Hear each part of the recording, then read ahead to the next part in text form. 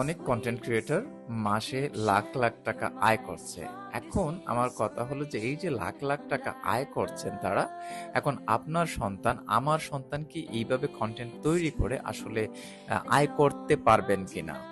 যে হয়তো নাচ গান করে বা কোনো ইনফো দিয়ে, সেটা যে কোনো ভাবে হতে পারে। আমি ফতোয়াতে যাব না যে আসলে এগুলো জায়েজ কিনা বা হালাল কিনা বা হারাম কিনা, এটা পরের বিষয়, বা এগুলো নিয়ে আমার এতটা জ্ঞানও নাই। কিন্তু আমার কথা হলো আরো সুন্দর, আরো ভালো লাগার মতো কিছু কথা বলবো আপনাকে, আশা করি আপনার জন্য হেল্পফুল হবে।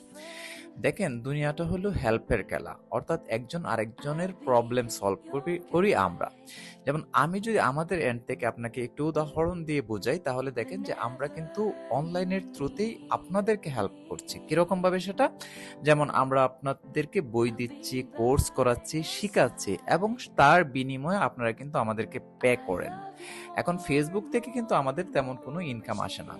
আমাদের ইনকাম যেটা আসে, তেমন কোনো ইনকামই আসে না মূলত।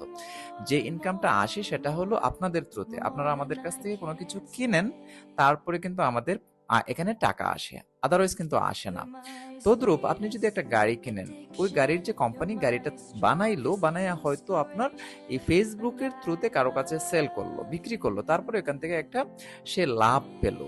একইভাবে আপনি মনে করেন একজন ক্লথিং নিয়ে বিজনেস করে, সো ক্লথিং যে কোনো ধরনের কাপড় চোপড় হতে পারে, সে সেটা কি করছে, বিক্রি করছে অনলাইনের থ্রুতে।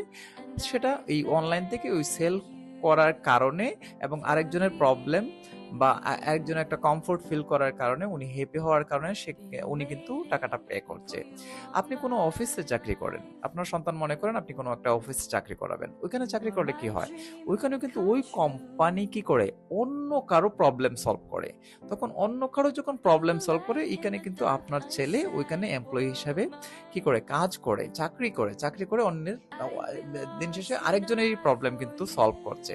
সো আরেকজনের প্রবলেম সলভ করে কিন্তু টাকাটা আনছে। এখন এই এই এন্ড থেকে দেখেন, দুনিয়ার যত মানে মিলিয়নার বিলিয়নার বলেন, যত মানুষ আছে, সবাই কিন্তু একই তরিকা ফলো করছে।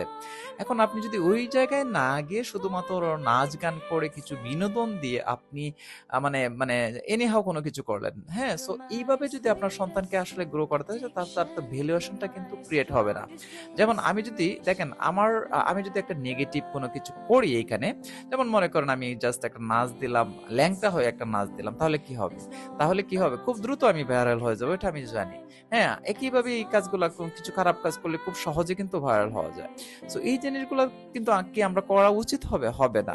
কিন্তু আমার কথা হলো, যদি আপনি অন্যকে ভ্যালু দেওয়ার মধ্যে ভাইরাল ভাইরাল হন, বা মানুষ আপনাকে চিনে, আপনাকে ভ্যালু দেয়, তা এবং ওখান থেকে টাকা আসে, সেটা আলাদা বিষয়। কিন্তু আপনার সন্তানকে অবশ্যই স্পেশালিস্ট হতে হবে, বা কোনো কিছুতে আসলে ভালো কিছু জানা থাকতে হবে, এবং এই জিনিসের মাধ্যমে অন্যের একটা প্রবলেম সলভ করবে।